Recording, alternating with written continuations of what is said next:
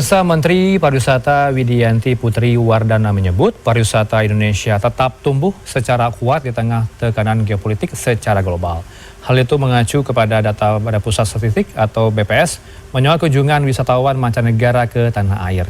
Berikut ulasannya yang kami kutip dari Kemenpar dan juga BPS. Kalau kita lihat datanya yang kami himpun dari BPS, dari periode Januari hingga April 2026, kami akan nanti bahas lebih dalam periode berikutnya setelah bulan April, tentu bulan Mei dan bulan Juni ke narasumber.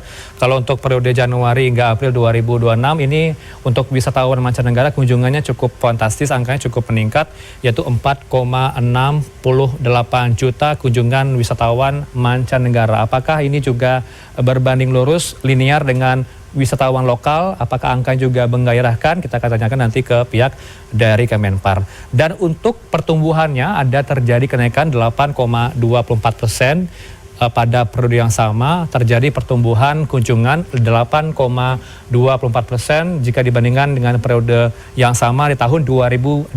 Artinya ada peningkatan di sini pemirsa 8,24%. Lantas berapa devisa wisata yang kita harap dapatkan dari kunjungan ini ke Indonesia dari periode Januari hingga April 2026? Ternyata angkanya juga cukup bagus begitu ya, begitu baik yang kita dapatkan di kuartal pertama di tahun 2026, di mana devisa wisata ini kita dapatkan 4,05 miliar dolar AS atau setara dengan 68,38 triliun rupiah, dan juga mengalami pertumbuhan yang signifikan.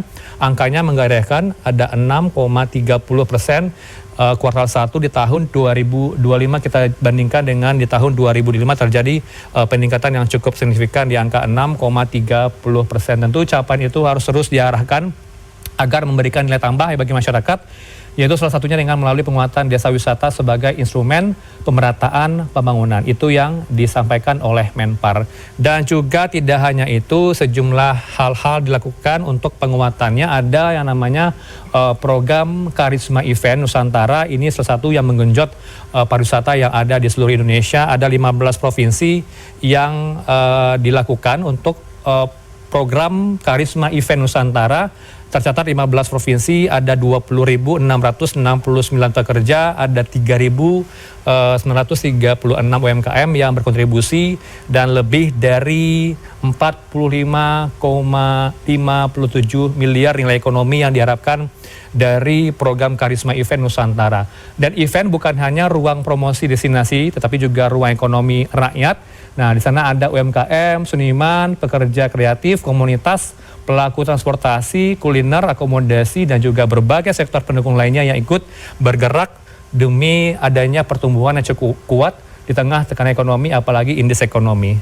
Itu kami tampilkan data